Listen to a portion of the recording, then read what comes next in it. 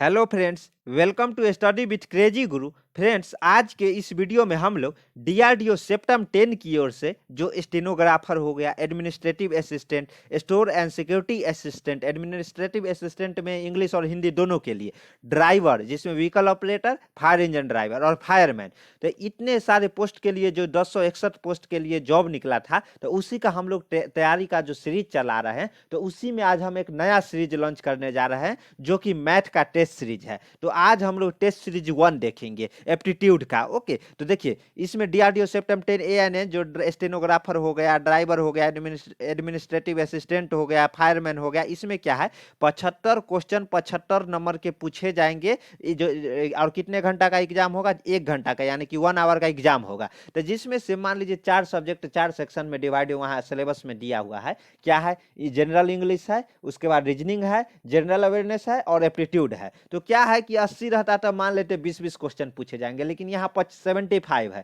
तो क्या होगा कि कोई ऐसा सेक्शन रहेगा जिसमें से आपको 1-2 क्वेश्चन कम पूछे जाएंगे, किसी में 18-18 ही पूछे जाएंगे। तब मान लेते हैं कि इसमें से 18 से 20 आपका एप्टीट्यूड से भी क्वेश्चन पूछे जाने की संभावना है। मान लीजिए 18 या मतलब 15 से 20 के बीच में आपको से यहाँ से आपको एप्टीट्यूड से क्वेश्चन पूछेगा ही। तो हम लोग क्या किए हैं कि T equal to S concept पे अपना क्लास स्टार्ट किए। तो इसका मतलब क्या है, पहले हम लोग थ्योरी क्लास देखते हैं। जैसे नंबर सिस्टम का आप लोगों ने क्लास देखा है तो देख ही लिए होंगे किस तरह से झमाझम तरीका से क्लास हो रहा है। उसके बाद दूसरा टी मतलब टेस्ट सीरीज, जो कि देखिए थ्योरी क्लास देखने से काम नहीं ना चलेगा, रूल और केवल नियम पढ़ लेने से काम नहीं ना चलेगा। क्वेश्चन किस प्रकार पूछे जाते हैं, क्या पैटर्न है, तो वही पैटर्न एग्जाम पैटर्न पर आधारित हम लोग क्या किए हैं कि टेस्ट सीरीज बना वीडियो के माध्यम से समझा रहे हैं। और टेस्ट सीरीज जो वेबसाइट वो अभी बन रहा है, तो वहां भी जल्द ही वो वेबसाइट लॉन्च करके और उस पर टेस्ट सीरीज हम आप लोगों को देंगे, वो भी फ्री में, कोई चार्ज नहीं लगेगा। ओके, तो देखिए टेस्ट सीरीज 1 है, तो टेस्ट सीरीज 1 में आज हम लोग क्वेश्चन देखेंगे। और इसी प्रकार टेस्ट सीरीज रीजनिंग का भी चल रहा है, जनरल अवेयरनेस का भी चल रहा है। सबका प्ले लिस्ट है, नीचे प्ले लिस्ट दिया गया है, लिंक नहीं तो जाके हमारे चैनल पे देखिए ना, सबका प्ले लिस्ट, थ्योरी का अलग है और टेस्ट सीरीज का अलग प्ले लिस्ट बना हुआ है। केवल आप जाके देखिए ना, सारा मतलब जो ये डीआरडीओ सेप्टम 10 एक ही ओर से जो 1061 पोस्ट के लिए जो जॉब नोटिफिकेशन निकला था ना, उसका तैयारी यहीं करवाया जाएगा। हाँ, बस विश्वास रखिए। और हमारे चैनल पे नए हैं तो अभी सब्सक्राइब कर लीजिए, अगर पुराने हैं तो बस लास्ट तक बने रहिए। ओके, तो चलिए देखते हैं क्या है। तो देखिए आज का जो पहला क्वेश्चन है वो हम लोग क्या करते हैं, स्टार्ट करते हैं। तो 41 है, क्या है क्वेश्चन, एक वस्तु का क्रय मूल्य। क्रय मूल्य क्या है, यानी कि इसको हम लोग सीपी बोलते हैं। क्या? सीपी। 170 क्रय मूल्य पर 170%, यानी कि जो कॉस्ट प्राइस है उस पे क्या क्रय मूल्य पर 170% का लाभ होता है। यदि क्रय मूल्य में 20% की वृद्धि होती है तो विक्रय मूल्य समान रहता है। यानी कि मान लीजिए कि क्रय मूल्य पर 20% की भी वृद्धि होती है ना, तो विक्रय मूल्य है वो समान। विक्रय मूल्य किसको बोलते हैं? सेलिंग प्राइस होता है। सेलिंग प्राइस जिस पे वस्तु को बेचा जाता है, याद रखिएगा। सीपी यानी कि सीपी मतलब कि क्रय कॉस्ट प्राइस, जो कि क्या है कि जे क्रय मूल्य हो गया। अब विक्रय मूल्य जो कि एसपी हो जाता है। एसपी मतलब सेलिंग प्राइस, जो कि विक्रय मतलब किसी वस्तु को सेल करना है तो उसको क्या विक्रय मूल्य बोलेंगे ना। तो क्रय मूल्य मतलब खरीदने वाला प्राइस और विक्रय मूल्य जिसमें बेचने वाला प्राइस। तो क्रय मूल्य पर 170% की लाभ होता है। तो ऐसा क्वेश्चन रहे ना, तो सबसे पहले अपने को क्या करना है जानते हैं? अपने को करना है कि सीपी को 100 रुपया मान लेना है। क्या करना है? सीपी को जो क्रय मूल्य है ना उसको 100 रुपया मान लीजिएगा। जैसे ही इस प्रकार के क्वेश्चन देखिएगा तो सीपी को 100 रुपया मान लीजिएगा। उसके बाद देखिए क्या बोला है, एक वस्तु का क्रय मूल्य पर 170% का, यानी कि एक जैसे 100 माने सीपी, तो 100% इज टू 100 रुपया हो गया। तो 170%, यानी कि मान लीजिए एक वस्तु आप इस पे जैसे देखिए क्रय मूल्य पर, यानी कि सीपी मान लीजिए 100 रुपया में खरीद के लाए हैं कोई वस्तु और उसको 170% के लाभ पे बेचते हैं, तो 170 रुपया उससे आप कमा रहे हैं ना, तो इसमें ऐड हो जाएगा। यानी कि आप दूसरे 70, देखिए सिंपल, ये एसपी यानी कि सेलिंग प्राइस कितना हो जाएगा? 100 रुपया में तो आप खरीदे से है, लेकिन यहाँ पे आपको लाभ बोला है जो 170% लाभ हुआ है। तो सीपी मतलब 100% है, यानी कि 100 रुपया है, तो 1 रुपया 1% इजकल टू 1 रुपया है। तो 170 170% इक्वल टू कितना हो जाएगा, 170 रुपया आपको लाभ हुआ है। तो 170 तो लाभ हुआ है, लेकिन टोटल प्राइस कितना, सेलिंग प्राइस कितना, 100 रुपया जो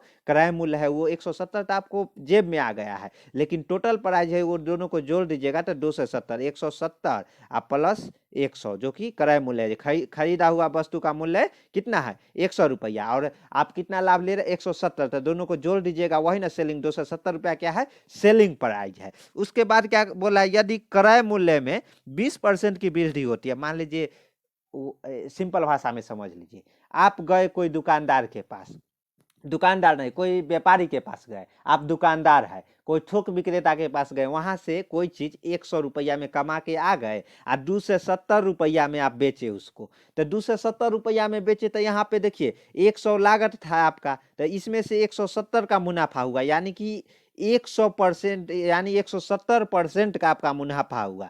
लेकिन क्या हुआ कि जे वो जो दुकानदार थोक दुकानदार था वो बहुत चालाक था, वो जान गया जे ससुरा हमसे खरीद के ले जा रहा है कितना 100 रुपया में, और वहां जाके बेच रहा है 270 रुपया में, सीधा 170 रुपया मुनाफा कमा रहा है। लेकिन उसको ये पता नहीं है कि जे मतलब 270 ये नहीं बताया, सीधा बोला होगा जो चलिए मुनाफा कमाते हैं, तो बोला चलो भाई तुम तो 170 कमा रहे हो, हमें भी अपना जो क्रय मूल्य है, जो क्रय मूल्य है, क्रय मूल्य पर 20% बढ़ा दो, यानी कि कितना, मान लीजिए कि वो 100 रुपया पहले का सीपी था, पहले वो 100 रुपया में सामान लाता था, तो वो जो थोक विक्रेता के यहाँ गया, आप बोला कि जे तुम बहुत हमसे कमा रहे हो, अब हम तुम्हें 120 रुपया में देंगे सामान। ओके, क्या बोला 120 रुपया में देंगे। तब यहाँ पे क्या पूछा है देखिए, तो और विक्रय मूल्य जो सामान रहेगा, यानी कि आप वो जो सेलिंग प्राइस उसका 270 में ही बेचेगा, लेकिन अब लाया कितना 120 में सामान लाया और 270 में बेच दिया। पहले कितना में लाता था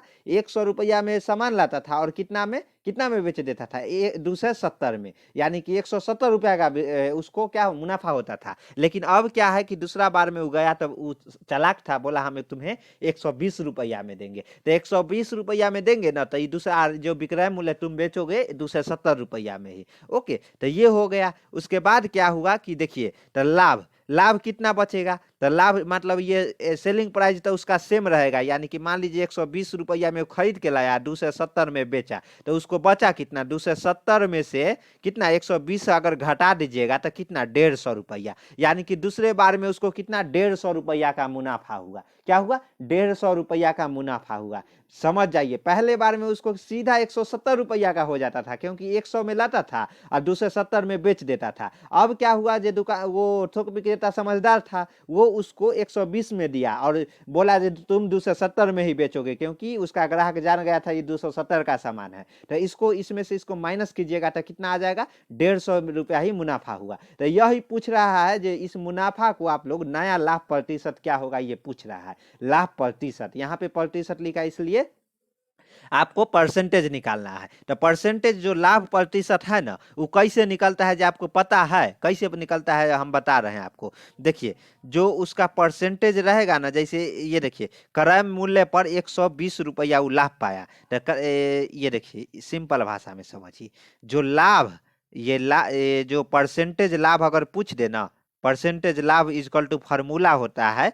देखिए थोड़ा छोटा इधर से लिखते हैं, परसेंटेज लाभ इक्वल टू, ये परसेंटेज लाभ इक्वल टू फार्मूला होते हैं। जो ये लाभ है सो लाभ आ बट्टे में क्या क्या लाभ बट्टे में आपका सीपी न, जिस सीपी पे आप निकाल रहे हैं, ये सीपी तो भूल जाइए, ये तो हमें हिंट्स दिया है, लेकिन आप सीपी इंटू 100 कर दीजिएगा ना, तो ये आपका परसेंटेज निकल जाएगा। वही परसेंटेज अगर हानि रहता ना, तो हानि रहता, हानि परसेंटेज, तो हानि जो हानि होगा ऊ आ बट्टे में सीपी आ इंटू 100, ये फॉर्मूला। इसलिए ना बोले टीपी इक्वल टू एस। ये सब हम बताएंगे ना, आपको टेंशन लेने की कोनो जरूरत नहीं है। ओके, हम सब बताएंगे, एकदम खून में घुसा देंगे। एप्टीट्यूड और रीजनिंग तो एकदम बताए ना, और जीके जीएस तो घुस ही रहा है खून में। एप्टीट्यूड और रीजनिंग भी हम प्रॉमिस करते हैं आपको, जो खून में घुसा देंगे। क्या खून में घुसा देंगे। तो चलिए देखते हैं क्या है कि लाभ परसेंट क्या होगा, लाभ आ बट्टे में सीपी जो कि नया वाला सीपी है, जिस सीपी पे हमें लाभ परसेंट इंटू 100, कितना है लाभ, लाभ कितना आया 150 और बट्टे में जो नई सीपी है, इस सीपी पे हमने लाभ परसेंट निकाला था, इसलिए 120 इंटू 100 कीजिएगा तो इसको काट पीट कीजिएगा ना, तो 125% ये इसका सही उत्तर हो जाएगा। 125 कहाँ दे दिया है, यहाँ पे देखिए डी फॉर डेली, यानी कि 125% ये सही हो जाएगा। ओके, काट पीट तो कर ही लीजिएगा ना, इतना सिंपल, 1 0 से 1 0 गया, उसके बाद 2 3 4 मतलब अरे इतना सिंपल है, काट लीजिएगा। अब नर्सरी के बच्चे थोड़े है आप, तो चलिए टाइम बर्बाद नहीं करते, आइए कर लीजिएगा, थोड़ा वीडियो को रोक के काट पीट कर लीजिएगा। आप बोलिएगा सर ये क्यों बोल रहे हैं, ये तो हम कर ही लेंगे वहाँ। देखिए अभी से ही प्रैक्टिस कीजिएगा ना, तो कैलकुलेशन में भी आपको अभी से ही प्रैक्टिस करना है, नहीं तो वहाँ कैलकुलेशन में ही टेल निकाल देता है। जो बंदा समझता है अरे यार कर लेंगे, ऐसा नहीं, आपको अभी से ही करके चलना है। उसके बाद देखिए नेक्स्ट क्या है, तो देखिए नेक्स्ट जो अपना क्वेश्चन है वो चक्रवृद्धि ब्याज यानी कि कंपाउंड इंटरेस्ट पे क्वेश्चन है। देखिए जो चक्रवृद्धि ब्याज के किस वार्षिक दर यानी कि आर पर, यानी कि यहाँ आर नहीं दिया है, देखिए 100 पर 1500 की धनराशि 2 वर्ष में बढ़कर 1591.35 हो जाती है, 1591.35 हो जाती है। अब यहाँ समझिए, क्वेश्चन समझ लीजिएगा ना, तो आंसर यू चुटकी में निकाल लीजिएगा। क्या चुटकी में निकाल लीजिएगा, कैसे तो देखते हैं। चक्रवृद्धि ब्याज यानी कि कंपाउंड इंटरेस्ट, जो इंटरेस्ट है वो चक्रवृद्धि ब्याज का पर ये है क्वेश्चन। तो देखिए किस वार्षिक दर पर, यानी कि यहाँ आपको आर नहीं दिया है, आर पूछा है, आर क्या होगा वो पूछा है। उसके बाद यहाँ पे अमाउंट दे दिया है, यानी कि 1500 रुपया की धनराशि है। ए आपको दे दिया, ए इक्वल टू कितना है 1500 रुपया। उसके बाद देखिए धनराशि पर 2 वर्ष में बढ़कर, यानी कि 2 वर्ष में बढ़कर कितना हो जाता है, जो 2 वर्ष में बढ़ के आपका कितना, यानी कि पी कितना हो जाएगा, कितना 1591.35। एक जैसे ई अभी इतना है 1500 है, अभी का अमाउंट है, मान लीजिए अभी का अमाउंट 1500 है, लेकिन 2 वर्ष बाद या ये है जो कितना हो जाएगा 2 वर्ष बाद, टाइम भी दे दिया है कितना 2 वर्ष, याद रखिए, ये देखिए टाइम 2 वर्ष आपको दे दिया है ना। उसके बाद ये जो राशि कितना हो जाता है, राशि हो जाता है आपका 1591.35। ओके 1591.35 हो जाता है। तो यहाँ पे आपको आर पूछा है,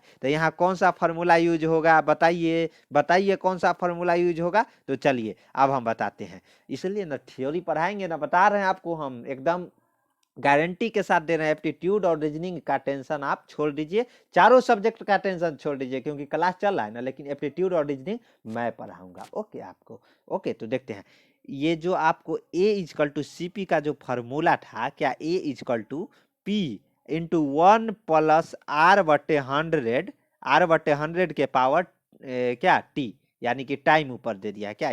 देखिए फिर से हम यहाँ पे लिखते ए इजकल टू पी, ये जो कंपाउंड इंटरेस्ट, जो चक्रवृद्धि ब्याज का फॉर्मूला था, इंटरेस्ट का जो कंपाउंड इंटरेस्ट का फॉर्मूला था, देखिए A equal to P into 1 plus R/100 के पावर टी। यहाँ पे देखिए दर हो गया आर, टी क्या हो गया टाइम हो गया, पी प्रिंसिपल जो कि क्या मतलब कंपाउंड जो प्रिंसिपल है वो हो गया, ए अमाउंट हो गया। तो यहाँ पे देखिए पी भी दे दिया है, ए भी दे दिया है, टी भी दे दिया है, केवल क्या बच गया आर बच गया है। क्या किया है जानते हैं, सिंपल ससुरा आ ए मतलब पी यहाँ था ना, तो यहाँ लाके दे दिया है सूत्र से, ये सूत्र है ना, याद है ना, इसको दिमाग में घुसा लीजिएगा, इसी पे सारा ये जो चक्रवृद्धि ब्याज है इसी पे टिका हुआ है। ओके तो यहाँ पे आर पूछा है, तो ए अपना कितना दिया हुआ है, देखिए ए, देखिए ए, हाँ सॉरी, ये देखिए आपको पहले ये अमाउंट इतना हो गया, ये ए हो गया कितना, क्योंकि बढ़ने वाला ए हो गया ना, और जो प्रिंसिपल है ये, सॉरी ध्यान रखिएगा 1500 रुपया बेसिक है ना, और 2 वर्ष कितना हो जाता है 1591, ये हो गया और पी ये हो गया। ओके तो समझ गए ना, एक मिस्टेक हो गया था, थोड़ा ह्यूमन मिस्टेक है, ये सब होते रहता है, टेंशन लेने की जरूरत नहीं है। तो देखिए ए आपको कितना दिया हुआ है, ए आपको दे दिया है ये 1591, क्योंकि 2 वर्ष बाद ये हो जाता है अमाउंट। उसके बाद अमाउंट इतना हो जाता है, जो प्रिंसिपल है जो बेसिक है वो कितना है 1500 है, याद रखिएगा। तो चलिए यहाँ पे देखिए ए आपको 1591 हो गया, 1591.35, और पी यानी कि बेसिक प्रिंसिपल कितना है 1500 है, और वही टी 2 वर्ष है, आर यहाँ से सिंपल कैलकुलेशन कैलकुलेट करके आपको क्या करना है आर निकाल देना है। ये देखिए आर है ना, ये आपको दर निकाल देना है। देखिए किस वार्षिक दर आपको ज्ञात कर लेना है। तो देखिए क्या है, उसके बाद देखिए यहाँ पे आर है, तो आर का वैल्यू यहाँ पे आपको क्या करना है ज्ञात कर लेना है। सिंपल आप कैलकुलेट कीजिएगा और ये इसका आंसर मिल जाएगा। ओके, तो देखिए ये क्या किया है जानते हैं, ये पॉइंट है ना, तो ये पॉइंट को हटाने के लिए नीचे 2 जीरो लगा दिया है, ये है ना, तो पॉइंट हट गया। उसके बाद क्या किया है, कटम कुटी करके ये जो 10,609 और ये कितना हो गया, 10,000 हो गया। उसके बाद क्या किया देखिए, इसको मतलब ये 103, इसलिए ना 103 का ये स्क्वायर हो जाएगा और ये कितना 100 का स्क्वायर हो जाएगा, हो गया ना, स्क्वायर हो गया। उसके बाद क्या, स्क्वायर से स्क्वायर कट गया। उसके बाद सिंपल आर यहाँ से आप इजिली निकाल सकते हैं। तो आर कितना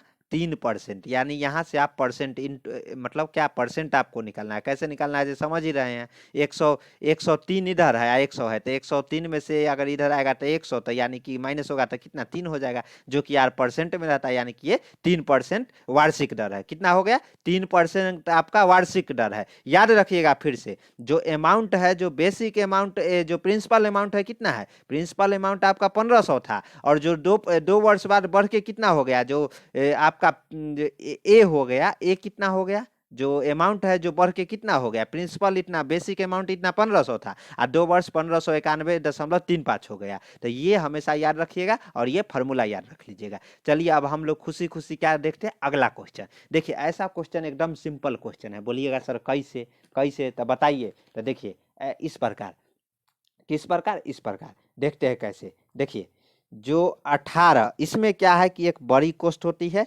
जब इस तरह के क्वेश्चन दे देगा ना, तो इसमें एक सिंपल ट्रिक है।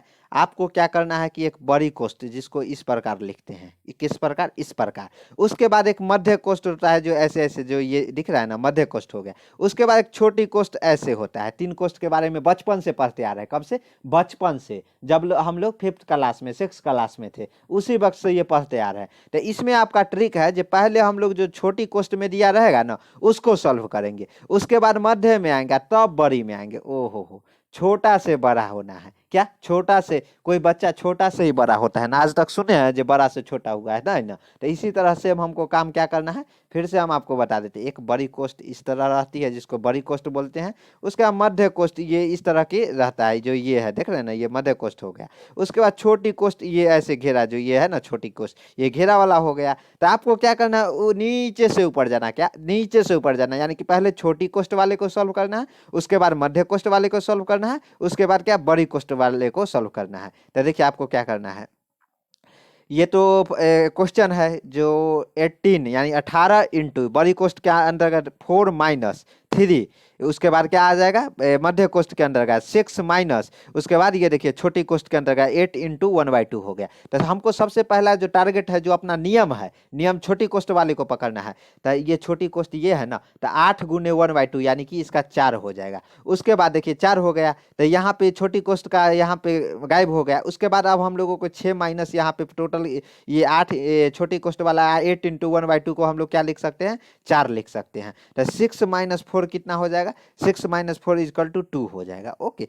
तो 2 हो गया। उसके बाद क्या है कि ये अब हम लोगों को कहाँ जाना है, मध्य कोष्ट में। तो मध्य कोष्ट भी यहाँ से गायब हो गया, 2 हो गया। उसके बाद अब बड़ी कोष्ट ही केवल बचा। बड़ी कोष्ट में क्या क्या, 4 माइनस 3 इंटू 2। अब क्या, बड़ी कोष्ट को सॉल्व करना है। तो 4 माइनस 3 इंटू 2। तो पहले इसमें आपको क्या, इसमें भी जो बोर्ड मास का नियम है, पहले का करी, तब करी भागा, तब गुना, तब जोड़ घटावा। ओके, तो वही नियम पे कंटिन्यू आपको रहना है। यानी कि पहले हमको क्या करना है, गुना करना है। गुना होगा तो 3 दूना 6, 4 माइनस 6, ये मत कर दीजिएगा 4 माइनस 3 1 इंटू 2, ये मत कर दीजिएगा। वो जो नियम है, नियम से आपको अलग नहीं हटना है। पहले आपको गुना करना है 3 इंटू 2 यानी कि 6, यानी कि 4 माइनस 6। तो 4 माइनस 6 कितना हो जाएगा, 2 हो जाएगा, माइनस 2 हो गया बड़ी कोष्ट। तो बड़ी कोष्ट का भी काम खत्म हो गया, यानी कि 18 इंटू माइनस 2 हो जाएगा। ये बड़ी कोष्ट, ये जो कोई भी रहे, जब इस तरह के ऐसे करके इसके बाहर को जब रहे ना, अगर वहाँ पे कोई नहीं दिया रहे, तो उसको हम लोग मल्टीप्लाई समझते हैं। जैसे यहाँ देखिए, यहाँ पे 18 है, 18 के और ये बड़ी कोष्ट के बीच में कुछ साइन नहीं ना दिया है, यानी कि प्लस माइनस गुना का या भाग का ऑप्शन नहीं ना दिया है। तो यहाँ हम लोग मल्टीप्लाई यानी कि गुना का ऑप्शन समझेंगे। ओके, तो 18 गुने माइनस 2 हो जाएगा -36। तो चलिए, ये तो हो गया, एकदम सिंपल था। क्या था इसमें, ट्रिक था। क्या ट्रिक है, तो पहले छोटी कोष्ट को को देखेंगे, उसके बाद मध्य कोष्ठ को देखेंगे जो ये है, उसके बाद बड़ी कोष्ठ को। ये ट्रिक अगर समझ गए ना, तो ऐसा ऐसा क्वेश्चन हमेशा 1 से 2 क्वेश्चन आएगा ही आएगा। कैसे देखते हैं, देखिए अब एक अगला क्वेश्चन है। ये क्वेश्चन तो हमेशा पूछा जाता है, एक पिता की आयु उसके पुत्र की आयु से दोगुनी है।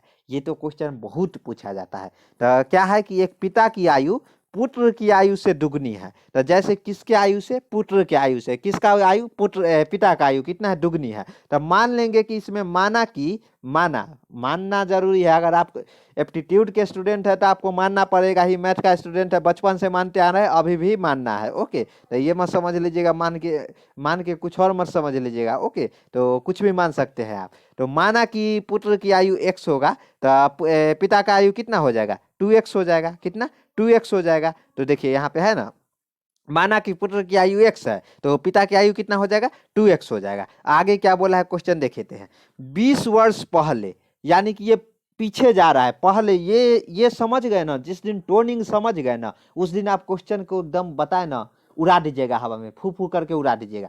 20 वर्ष पहले पिता की आयु उसके पुत्र की तत्कालीन आयु से 12 गुनी थी। यानी कि 20 वर्ष पहले पिता की आयु उसके पुत्र की तत्कालीन आयु से 12 गुनी थी। यानी कि 20 वर्ष पहले, यानी कि 20 वर्ष पूरा पीछे चला गया। और क्या था, पिता की आयु उसके पुत्र की आयु के तत्कालीन आयु की, जो अभी है, अभी माने है ना, जो पुत्र का आयु x है, तो पिता का आयु कितना हो जाएगा, 2x हो जाएगा। तो इसी आयु के 20 गुनी थी। 20 साल पहले की बात है। तो 20 साल पहले की बात है, तो देखते हैं क्या है। देखिए तो क्या हो जाएगा, जैसे उस टाइम क्या हो जाएगा, पुत्र का आयु हो जाएगा, क्या हो जाएगा, x माइनस 20, क्योंकि 20 साल पहले जा रहे हैं। और वही जो है पुत्र का आयु कितना हो जाएगा, पिता का आयु कितना हो जाएगा, तो 12 गुने, यानी कि 12 इंटू x माइनस 20 हो जाएगा। फिर से देखते हैं, पुत्र, देखिए इधर पुत्र लिख देते हैं और इधर पिता लिख देते हैं। तो देखिए 20 साल पहले यानी कि अभी वर्तमान में पुत्र की आयु x है, तो 20 साल पहले माइनस हो जाएगा, इजकल टू 12, यानी कि 12 गुनी थी किसकी, पिता की उम्र कितने साल, 2x। देखिए 2x इंटू, क्योंकि 2x है ना, पिता की आयु वर्तमान में आयु कितनी थी, 2x थी। 2x माइनस 20, क्योंकि 20 साल पहले इसमें भी माइनस करेंगे ना, ये 12 गुनी थी, यहाँ पे दुगुनी थी अभी वर्तमान में, और उस टाइम 12 गुनी थी। तो इसी को क्या किया है जानते हैं, क्या किया है, बोलिएगा सर बताइए ना क्या किया है। तो इसको क्या किया है, इधर उधर कर दिया है। इधर उधर कर दिया, कहने का मतलब क्या है। तो देखिए यहाँ पे क्वेश्चन समझिए, फिर से क्वेश्चन समझिए। जे 20 वर्ष पहले पिता की आयु उसके पुत्र के तत्कालीन आयु की 12 गुनी थी। तो 12 गुनी थी, तो ये देखिए यहाँ पे इधर उधर करेंगे तो ये x मतलब दोनों का रेशियो हो जाएगा। पुत्र का रेशियो कितना है, x माइनस 20 20 साल पहले, वही पिता का 2x माइनस 20, यानी कि ये देखिए इसके साथ गुने 12 हो जाएगा, इसके साथ गुने 1 हो जाएगा, तो 1/12 हो जाएगा, रेशियो करेंगे। तो इसी को यहाँ से क्या किया, x का वैल्यू निकाल लिया है। x का वैल्यू यानी कि वर्तमान आयु पुत्र का वैल्यू निकल गया है। लेकिन पूछा क्या है, क्वेश्चन तो समझ लीजिए, पिता और पुत्र की वर्तमान आयु का अंतर, मतलब अभी x आयु है पुत्र का और 2x है किसका, पिता का। तो क्या किया है, जो पिता और पुत्र, पहले पिता 2x minus x is equal to क्या होगा ये पूछा है। तो x ये देखिए ये है ना, 2x minus x is equal to पूछा है। तो x मान लीजिए 22 है, तो 2x पिता है, तो 2x यानी कि 44 वर्ष इसका होगा, किसका, पिता का, और पुत्र का कितना, x का 22, यानी कि अभी जो दोनों का अंतर पूछा है 22 वर्ष होगा। ओके, तो ये मत ये देखिए, अभी इसमें क्या है कि समान आंसर आ गया। समान आंसर क्यों आया, क्योंकि दोनों का अंतर भी 22 वर्ष आया, और यहाँ x का वैल्यू जो पुत्र का वर्तमान आयु है वो भी कितना आया, 22 आया। तो अभी तो समान आ गया, लेकिन हर एक क्वेश्चन में ऐसा नहीं ना रहेगा। आप क्वेश्चन समझिए, दोनों में पिता और पुत्र का अंतर, तो पिता का और वर्तमान आयु से पूछा है, ये भी याद रखिएगा, 20 साल पुराना नहीं पूछा है, वर्तमान आयु का अंतर पूछा है। तो वर्तमान आयु पिता का आयु 2x था और पुत्र का आयु कितना, x था, equal to 44 minus 22 equal to 22, ये सही आंसर डी हो जाएगा। ओके, तो ये समझ गए। उसके बाद अगला क्वेश्चन देखते हैं। देखिए सिंपल, एकदम सिंपल क्वेश्चन है। कैसे, तो देखिए निम्नलिखित को हल करें। तो कैसे हल करना है, ये दे दिया है। अब बोलिएगा सर रूट निकालते निकालते तो अपना टेल निकल जाएगा, लेकिन एग्जाम हॉल से यहाँ आ जाएंगे, लेकिन क्या होगा कि ये क्वेश्चन नहीं बनेगा। तो ये तो सिंपल है, इसलिए ना हम बोल रहे हैं, जो रीजनिंग क्लास में बार बार बोलते हैं, जे 1 से लेके 30 तक आप एक्स स्क्वायर से लेकर 30 के स्क्वायर तक एकदम दिमाग में खून में घुसा लेना है, लिख के कहीं दीवार में चिपका दीजिए जे इसका स्क्वायर क्या होगा। उसके बाद क्या करना है आपको, एक से लेके 30 तक का स्क्वायर देखना है और 1 से लेके 20 तक का क्यू देखना है। क्यू इसका एकदम खून में घुसा लेना है। ए से जेड तक आपको क्या करना है, एक बार सीधे क्रम में और एक बार उल्टा क्रम में और एक बार आमने सामने। आपको रीजनिंग क्लास देखिए जाके हम क्या क्या बोल रहे हैं जो आपको खून में घुसा लेना है। ओके, तो इसी 1 से लेके 30 तक का अगर स्क्वायर आपके खून में घुसा होगा ना, तो ये एकदम 60 सेकेंड का भी क्वेश्चन नहीं होगा। कैसे, तो देखिए ये लिख लीजिएगा।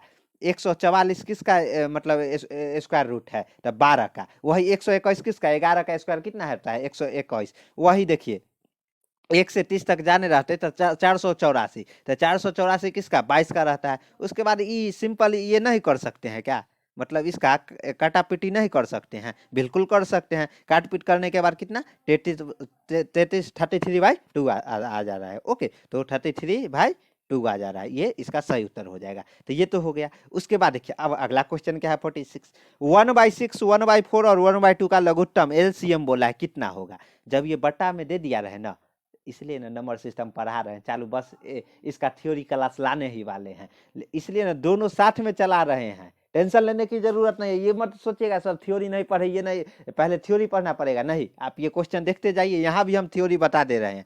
जब बत्ता में दे दिया इसका एलसीएम लॉस पूछे ना, तो सीधा क्या करना है, ऊपर वाला के लॉस और नीचे वाला के मौसा निकाल देना है। ऊपर वाला जो ऊपर वाला अंश बटे हर है ना, अंश के लॉस और नीचे वाला के मौसा निकाल देना है। तो ऊपर वाला के एक एक एक एक है, इसका लॉस क्या आएगा, एक ही आ जाएगा ना। उसके बाद देखिए 6, 2, 4, तो इसका क्या हो जाएगा, मौसा क्या आ जाएगा। ये इसका जो सबसे जो मिनिमम कौन सा, इसका जो सबसे मिनिमम डिवाइड कौन, 6 भी 2 से डिवाइड होता है और 4 भी 2 से डिवाइड होता है और 2 भी 2 से डिवाइड होता है, यानी कि 2 हो जाएगा। ओके, तो इस पे हम बताएंगे, एकदम टेंशन मत लीजिए, एकदम टेंशन नहीं लेना है। ऐसा क्वेश्चन आएगा, आता है, आएगा, आया है, आएगा और आता रहेगा। ओके, तो इसका जो सिंपल ये ट्रिक है ना, ये समझ लीजिए। लौसा मौसा वाला 1-2 दिन में वीडियो अपलोड हो जाएगा, बन के रखा गया है। बस टेस्ट सीरीज जो स्टूडेंट है वो चिल्ला रहे थे, इसलिए हमें ये टेस्ट सीरीज लाना पड़ा। ओके, तो सिंपल भाषा में समझ लीजिएगा, ऊपर वाला के लॉस ले लेंगे अंश वाला के,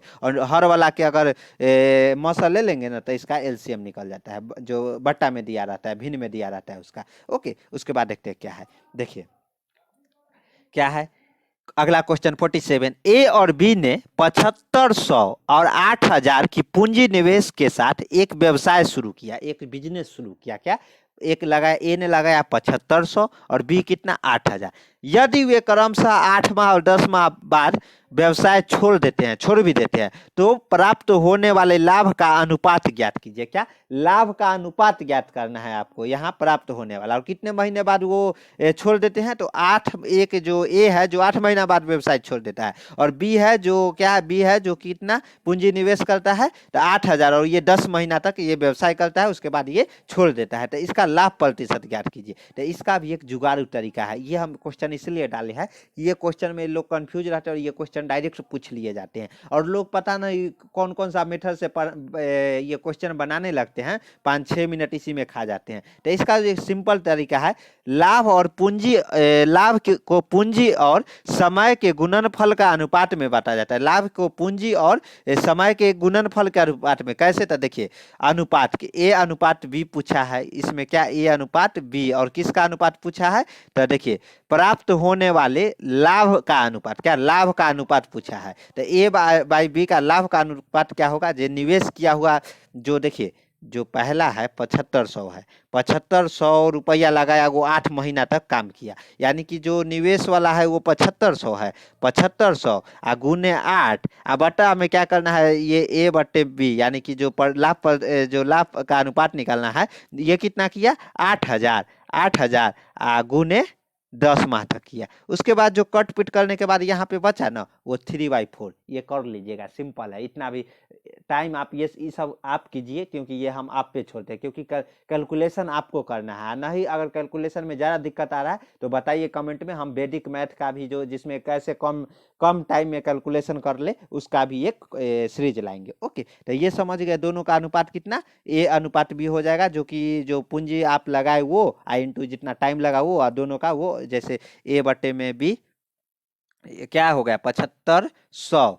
गुने कितना 8 माह दिए, बट्टे में 8000 लगाया बीता और कितना दिन दिया 10 महीना, तो यही ये बार बी का लाभ अनुपात हो गया। जो लाभ अनुपात लाभ का अनुपात पूछा है वो ये हो गया। उसके बाद 48 देखते हैं। माना x 5 अंकों वाली छोटी से छोटी संख्या है जिसे जब देखिए माना x 5 अंकों वाली वह छोटी से छोटी संख्या है। ये देखिए सबसे पहले बताइए सबसे छोटी से छोटी संख्या क्या होता है 5 अंकों वाली, तो ये 5 अंकों वाला है तो एक पर 1 2 3 4 5 ये आपका क्या होगा सबसे छोटी से छोटी संख्या। अगर इससे नीचे आइएगा ना तो वो 4 अंकों में आ जाएगी। ये आपका 5 अंक आप देखिए ये एक गलती हो गया यहाँ देखिए, एक पर 4 शून्य ही हो जाएगा क्योंकि 1 2 3 4 5 टोटल 5 होना चाहिए। और वही बड़ी से बड़ी संख्या क्या होगा 9 5 अंक वाली बड़ी से बड़ी संख्या 9 5 लिख दीजिए ना, ये आपका बड़ी से बड़ी संख्या हो गया 5 अंकों वाली। ओके तो ये समझ गए, यानी कि सबसे छोटी एक एक लिख दीजिए, एक एक काउंट हो गया। और उसके बाद जैसे 5 अंक वाली छोटी संख्या बोला है ना तो यहाँ पे एक एक नंबर में काउंट हो गया, तो एक तो हो गया यानी कि ओकरा बाद 4 गो अंक बच गया तो 4 गो शून्य लगा दीजिएगा ना, तो यही आपका 5 अंकों की छोटी से छोटी संख्या हो गया। और वही बड़ी से बड़ी संख्या 5 अंकों वाली 5 को 9 लिख दीजिए, यही आपका बड़ी से बड़ी संख्या हो गया। वही 6 अंक वाला बोलता है 6 अंकों में छोटी से छोटी संख्या कौन होगा, एक पर 5 शून्य 1 2 3 4 5 देखिए 1 2 3 4 5 6 6 अंकों की छोटी से छोटी संख्या हो गई। वही 6 अंकों की बड़ी से बड़ी संख्या 6 को 9 हो जाएगा। देखिए 1 2 3 4 5 6 है ना, 3 और 3 6। उसके बाद देखिए क्या है, उसके बाद देखिए क्या करना है, ये क्वेश्चन क्या पूछा है देखिए, जब जिसे हम 5 6 7 और 21 से विभाजित किया जा सके, यानी कि वह 5 अंक की छोटी से छोटी संख्या ज्ञात करे जिसको हम जो वो 5 से भी विभाजित हो। मान लीजिए कि 5 अंकों की छोटी संख्या x है, तो ये x क्या होगा जो 5 से भी विभाजित होना चाहिए, 6 से भी विभाजित होना चाहिए और 21 से भी विभाजित होना चाहिए और 7 से भी विभाजित होना चाहिए। लेकिन आगे कुछ और पूछ रहा है देखिए, तो देखिए क्या पूछ रहा है, तो प्रत्येक स्थिति में शेषफल 4 प्राप्त होता है। क्या शेषफल 4, यानी कि 5 से विभाजित होना चाहिए, 6 से भी विभाजित होना चाहिए, 7 से भी विभाजित होना चाहिए और 21 से भी विभाजित होना चाहिए। लेकिन ये विभाजित होने वाला पूर्ण रूपेण नहीं, उसमें शेषफल 4 बचना चाहिए प्रत्येक में। तो x का मान ज्ञात करें, मतलब क्या बोला है जानते हैं, x ये दे दिया है 5 अंक की सबसे छोटी से छोटी संख्या, और इसमें क्या है कि ये संख्या x है जो 5 से भी विभाजित होना चाहिए, 6 से भी विभाजित होना चाहिए, 7 से भी विभाजित होना चाहिए और 21 से भी विभाजित होना चाहिए, और जो लास्ट में शेषफल बचे ना वो 4 होना चाहिए। तो आप देख रहे हैं ना कैसे क्वेश्चन लेवल, मतलब किस लेवल का क्वेश्चन पूछा है। मतलब इस तरह का क्वेश्चन पूछा है जो ससुरा बेसिक नहीं, बेसिक से भी एडवांस, बेसिक से आप लोग एडवांस में जाइएगा। वही आपसे ये भी पूछ सकता था इसमें जो बताइए यही 4 अंक से विभाजित होने वाला संख्या, लेकिन हम लोग क्या बेसिक से एडवांस जानेंगे तब ना बीच वाला क्वेश्चन उड़ा देंगे उड़ा। देखिए कैसे, तो देखिए सबसे पहले आपको क्या करना है, जो संख्या से विभाजित होने वाला है ना उसको क्या करना है एलसीएम ले लेना है। क्या एलसीएम ले लेना है, तो 5 6 7 21 का एलसीएम सीधा साधारण है, हम इसमें नहीं एलसीएम लेना सिखाएंगे क्योंकि एचसीएफ और एलसीएफ पे अलग से क्लास आएगा और वो देख के आप वहाँ सीख सकते हैं। ओके, लेकिन इतना समझ लीजिए ये 5 6 7 21 का एलसीएम कितना 210 आया, और 5 अंकों की सबसे छोटी से छोटी संख्या वही बताया, एक पर 4 शून्य, कितना 4 शून्य 1 2 3 4 5, ये छोटी संख्या हो गया। तो ये छोटी संख्या है, तो क्या है कि ये इसको अगर मान लेते केवल पूछ देता है बताइए ये 5 6 7 21 से छोटी संख्या विभाजित होने वाले, तो आपको क्या करना रहता है, जो अभिष्ट संख्या कितना हो जाता, अभिष्ट संख्या कितना हो जाता। पहले तो आपको क्या करना है कि ये छोटी संख्या कितना है 10,000 है, 10,000 और लौसा कितना दोनों 210 आया, तो ये जो लौसा 210 है ना ये सबसे छोटी से छोटी संख्या, मतलब इसको हम लोग x मान के इसको डिवाइड करेंगे, तो इसमें शेषफल कितना 130 बचता है। ये 210 में अगर डिवाइड करते हैं तो 130 बचता है। उसके बाद क्या करना है कि अभिष्ट संख्या में ये हम कौन सा संख्या यूज कर रहे हैं, वो संख्या जो कि 5 से भी कटेगा, 6 से भी कटेगा, 7 से भी और 21 से भी कटेगा। ओके, तो वो अभिष्ट संख्या हम लोग प्राप्त कर रहे हैं। शेषफल वाला अभी बगल में रखिए, पहले हम लोग अभिष्ट संख्या वो प्राप्त कर रहे हैं जो 5 से भी कटेगा, 6 से भी कटेगा, 7 से भी, इसलिए ना इसका हम एलसीएम ले लिए, तो एलसीएम 2 से 10 आया। 2 से 10 को क्या किए, जो 5 अंकों की जो सबसे छोटी से छोटी जो संख्या रहेगा उसको हम उससे डिवाइड कर, यानी कि 10,000 है सबसे छोटी से छोटी संख्या, तो उसको हम लोग डिवाइड 2 से 10 से कर दिए। तो यहाँ पे शेषफल कितना 130 आया। अभिष्ट संख्या निकालना हम बता रहे हैं जो इससे चारों से कटेगा।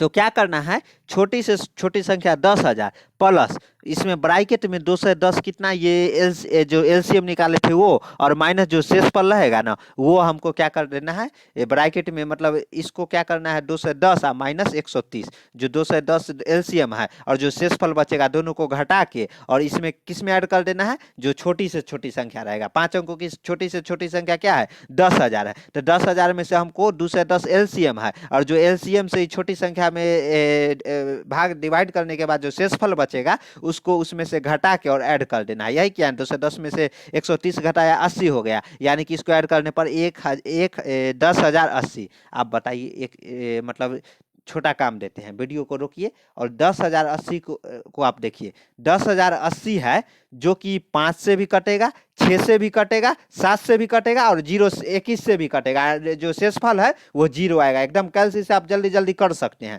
जो 1080 है ना वो क्या से 5 से भी कटेगा, 6 से भी कटेगा और 7 से भी, जिसका हम लोग एलसीएम लिए हैं। एलसीएम इसलिए ना एलसीएम लेते हैं, 5 से भी कटेगा, 6 से भी कटेगा और 7 से भी कटेगा और 21 से भी कटेगा। ओके, तो ये तो हो गया। अब क्या है कि जो हमें ये नहीं पूछा है जो इससे कटने वाली छोटी से छोटी, क्या यहाँ क्वेश्चन देखिए कैसे एक स्टेप आगे बढ़ गया है। एग्जामिनर आपके साथ खेल रहा है, आप यहाँ वो मार के आ जाइएगा जो मतलब गलत करिएगा। तो देखिए, तो प्रत्येक स्थिति में शेषफल 4 बचता है। तो प्रत्येक स्थिति में शेषफल 4 बचता है ना, जो संख्या आया ना उसमें +4 कर दीजिए ना, वही आपका क्या हो जाएगा, क्या हो जाएगा, तो क्या हो जाएगा आपका ये इसका संख्या हो जाएगा। लेकिन यहाँ आपको संख्या भी नहीं पूछा है, जो शेषफल 4 बचता है और उसके बाद ये 10,084 है ना, इसको डिवाइड आप क्या कीजिए, 5 से भी कीजिए, 6 से भी कीजिए, 7 से भी कीजिए और 21 से भी कीजिए। चारों से कीजिएगा ना तो शेषफल कितना बचेगा, जो लास्ट में ये शेषफल जैसे इसमें 130 बचा है ना, उसी तरह अगर 1084 में 5 से, 6 से, 7 से, 21 से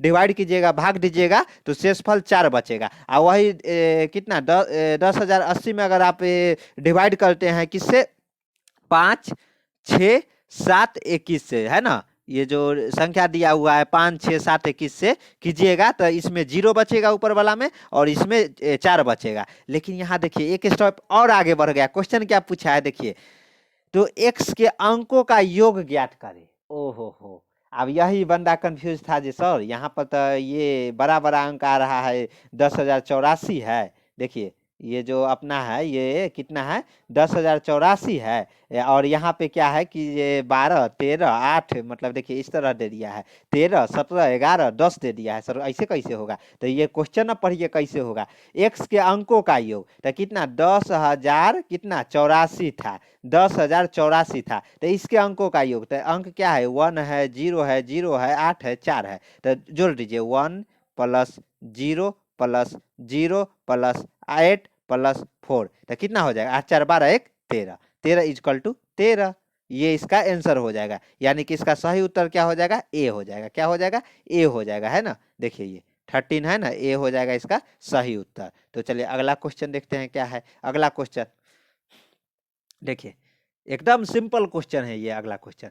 एक व्यक्ति अपने घर से चलना शुरू करता है और 15 किलोमीटर 15 किलोमीटर पर घंटे की चाल से एक निश्चित दूरी तय करता है और 10 किलोमीटर की चाल से आरंभ बिंदु पर वापस आ जाता है। यहाँ से यहाँ जाना है उसको, तो 15 किलोमीटर चाल से यहाँ जा रहा है, 15 किलोमीटर पर आवर के स्पीड से जा रहा है, और वही वापस वो कितना आ गया, वापस आरंभ बिंदु पर वापस लौट आता है वो के 10 किलोमीटर पर आवर से। तो इसके लिए हम एक तो देखिए उसके बाद क्या बोला है, पूरी यात्रा के दौरान औसत चाल, उसकी औसत चाल ज्ञात कीजिए, यानी कि एवरेज स्पीड ज्ञात करना है। तो एवरेज स्पीड ज्ञात करने के लिए मतलब देखिए इसमें क्या है कि जे आपको केवल स्पीड दे दिया है। स्पीड क्या दे दिया है कि आपके जाने का स्पीड कितना है, 15 किलोमीटर पर घंटा है, और वही आने का कितना है, तो 10 किलोमीटर पर आवर, यानी कि 10 किलोमीटर पर घंटा है। तो ये देख लेते हैं। देखिए जाने और आने का स्पीड दे दिया है, तो इसका औसत चाल होता है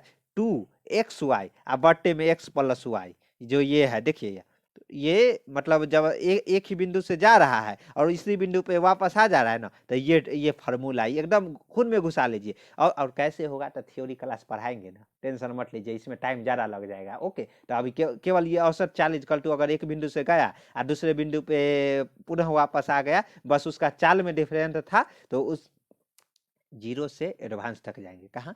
जीरो से एडवांस तक जाएंगे, आपको टेंशन लेने की जरूरत नहीं है। ओके, तो 2xy प्लस एक्स बटे में x प्लस वाई, जहाँ x जाने का चाल जो कि कितना है 15 किलोमीटर और पर आवर, और y है जो कि आने की 10 किलोमीटर, तो x और y का वैल्यू पुट कर दीजिए और जो आएगा ना वही इसका औसत, तो 12 किलोमीटर पर आवर इसका औसत चाल हो गया। कैलकुलेट तो कर ही लीजिएगा ना, इतना सिंपल काम तक आपको करने के लिए देंगे ना। उसके बाद देखिए जो क्वेश्चन 10 क्वेश्चन हम लोग देख रहे हैं, देखिए एकदम झमाझम तरीका से। अच्छा लग रहा है तो बस चैनल पे नए हैं सब्सक्राइब कर दीजिए और वीडियो को शेयर कीजिए अपने दोस्तों के बीच, और अच्छा लगे तो एक कमेंट भी लास्ट में दे के जाइएगा जी सर कैसा लगा, मतलब ये जरूर बताइएगा। देखिएगा 2 वर्ग किलोमीटर क्षेत्रफल यानी कि एरिया दे दिया है, कितना? 2 किलोमीटर स्क्वायर दे दिया है। वर्गाकार, वर्गाकार मतलब इसका आकार भी दे दिया, किस आकार में है? वर्गाकार। खेत का एक बार द्वारा दो समान यानी कि इसको एक बार द्वारा इस तरह विकर्ण जिसको बोलते हैं, विकर्ण द्वारा विभाजित किया जाता है, तो इसके एक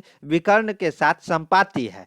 तो बार की देखिए, जो एक विकर्ण के साथ जो जैसे मान लीजिए ऐसे भी कर सकता था, ऐसे भी कर सकता था, ऐसे भी, लेकिन यहाँ पे ये देखिए जो नेक्स्ट पॉइंट, इसके एक विकर्ण के साथ संपाती है, जो दो बराबर समान भागों में विभाजित किया है ना, वो विकर्ण के बराबर, यानी कि देखिए इस तरह ऐसे करके ऐसे आयताकार 2 किलोमीटर स्क्वायर का वर्ग है, इसको क्या किया है? दो समान भाग में विभाजित किया है, तो ऐसे भी हो सकता था, ऐसे भी हो सकता है, लेकिन अगला स्टेप में बोला है कि इसके एक विकर्ण के साथ संपाती है, यानी कि विकर्ण इस तरह होगा ना, तो बोला है बार की लंबाई ज्ञात करें, यानी कि इसकी लंबाई पूछा है और अपने को केवल एक ही इंफॉर्मेशन दिया है, उसका टोटल एरिया कितना है? 2 किलोमीटर स्क्वायर है। तो अब इस और इसको मतलब 2 किलोमीटर स्क्वायर ये हो गया, और ये इसका मतलब डिस्टेंस पूछा है, जो लंबाई है ये ज्ञात करें। तो कैसे होगा? तो देखिए है ना, ये क्या है? आयताकार है, और इसमें ये देखिए ये इस तरह विकर्ण बार है ना, तो इसमें क्या है कि वर्ग का क्षेत्रफल क्या होता है? क्षेत्रफल ए स्क्वायर यानी कि भुजा स्क्वायर होता है। क्षेत्रफल इक्वल टू क्या होता है? ए स्क्वायर। तो यहाँ पे हम लोग पहले ए कैलकुलेट करते हैं, क्योंकि वर्ग का विकर्ण पहले देखिए, विकर्ण है तब सिंपल भाषा में आप ऐसे भी कर सकते हैं। वर्ग का विकर्ण इक्वल टू फॉर्मूला क्या होता है? अंडर रूट 2a, जहाँ अंडर रूट 2 कैसे निकलता है जब थ्योरी क्लास पढ़ाएंगे ना तब बताएंगे, टेंशन मत लीजिए। बस इतना है, विकर्ण इक्वल टू होता है अंडर रूट 2a होता है, जहाँ ए होता है वर्ग का एक साइड होता है, साइड का जो लंबाई होता है वो होता है। चारों भुजा तो बराबर होते हैं, यानी कि ए को हम लोग भुजा बोलते हैं। ओके, तो और वही भुजा स्क्वायर इसका क्षेत्रफल है, तो क्षेत्रफल 2 है तो भुजा स्क्वायर यानी कि भुजा कितना? अंडर रूट 2 आ जाएगा, और वही विकर्ण का अंडर रूट 2a होता है, तो ए अपना निकल गया अंडर रूट 2, तो विकर्ण क्या? अंडर रूट 2 इंटू ए, यानी कि भुजा कितना है? अंडर रूट 2, यानी दोनों को अंडर रूट 2 और अंडर रूट 2 कीजिएगा तो कितना? 2 किलोमीटर आ जाएगा। तो ये बार की लंबाई कितना हो गया? 2 किलोमीटर हो गया। ओके, तो आज हम लोग यही क्वेश्चन पे क्या करते हैं? एंड करते हैं, यानी कि हम लोग 10-10 क्वेश्चन का ऐसे ही सीरीज लाते रहेंगे।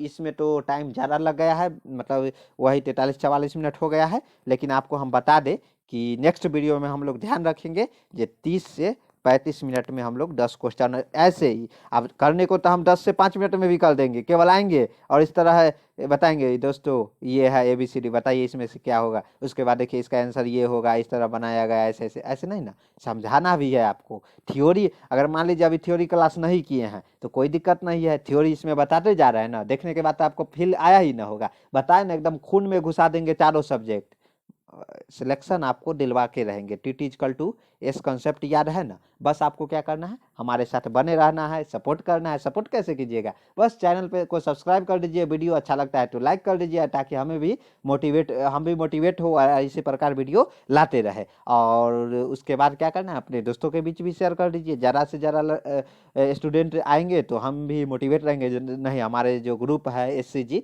उसके साथ क्या है? SCG स्टडी विथ क्रेजी गुरु जो SCG ग्रुप है उसके साथ स्टूडेंट है वो जुड़ रहे हैं, तो और अच्छा से अच्छा मटेरियल लाए। ओके, तो ये हो गया, तो बस चैनल पे नए हैं तो चैनल को सब्सक्राइब कर दीजिए और मिलते हैं नेक्स्ट वीडियो में, तब तक के लिए जय हिंद जय भारत।